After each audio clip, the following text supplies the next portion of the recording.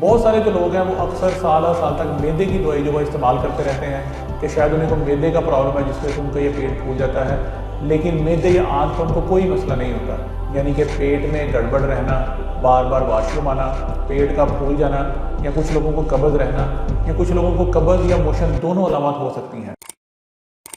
अस्सलाम वालेकुम। अगर खाना खाने के बाद आपको ऐसा महसूस होता है कि आपका पेट जो है वो फूल रहा है, या पेट में बहुत ज़्यादा गैस भर जाता है, या आपको खाना खाने के बाद बार बार वॉशरूम की पखाने की हाजत होती है, या अक्सर कभी आपको मोशन लगे रहते हैं और कभी आपको कब्ज़ हो जाती है, या दोनों चीज़ें जो है वो अल्टरनेट होती रहती हैं, तो आप IBS यानी कि इरिटेबल बाउल सिंड्रोम या आंतड़ियों और मैदे की हरकत के मुतासर होने वाली बीमारी में मुब्तला हैं।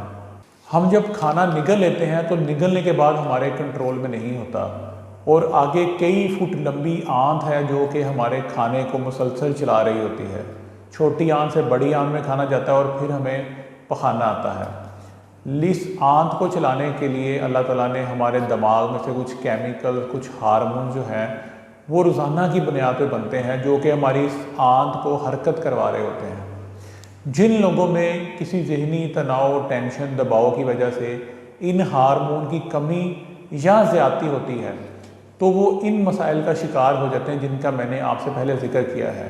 यानी कि पेट में गड़बड़ रहना, बार बार वॉशरूम आना, पेट का फूल जाना, या कुछ लोगों को कब्ज़ रहना, या कुछ लोगों को कब्ज़ या मोशन दोनों अलामत हो सकती हैं, तो उनको बेसिकली IBS का मसला है।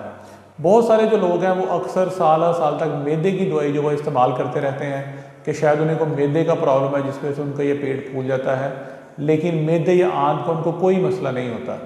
ये असल में दिमाग से बनने वाले केमिकल या हार्मोन्स की बीमारी है, जिसमें अलामात तो सारी मैदे वाली होती हैं, और इन्हीं अलामात के साथ मरीज़ साल तक दवाइयाँ खाता रहता है, लेकिन उसको फ़र्क बिल्कुल नहीं पड़ता।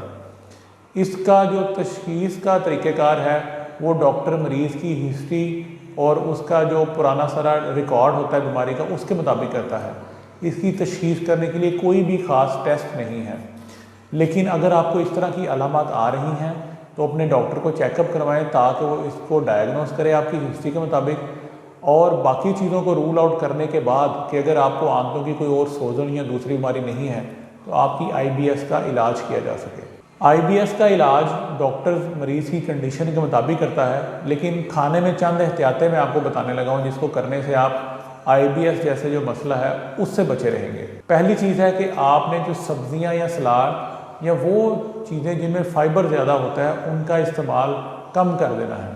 कार्बोनेटेड ड्रिंक जैसे कि कोल्ड ड्रिंक है, पेप्सी, कोको कोला, 7 अप, इनको आपने बिल्कुल तर्क कर देना है, क्योंकि कार्बोनेटेड ड्रिंक में गैस होती है जो कि आपको IBS का प्रॉब्लम करती है। चाय और कॉफ़ी का इस्तेमाल जो है इसको आप कम कर दें।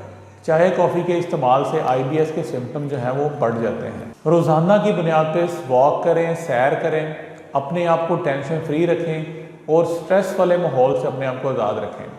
जब भी आप टेंशन का शिकार होंगे, एंजाइटी का शिकार होंगे, तो आपको IBS के सिम्टम्स दोबारा से आना शुरू हो जाएंगे। अगर आपको इस तरह की अलामत हैं तो अपने डॉक्टर को चेकअप करवाएं, ना कि अपने तौर पर मैदे की दवाइयाँ या तेज़ाबिया जलन की जो सिरप है वो इस्तेमाल करते रहें, ताकि इस बीमारी को प्रॉपर डायग्नोस करके इसका इलाज किया जा सके। आप लोगों का शुक्रिया।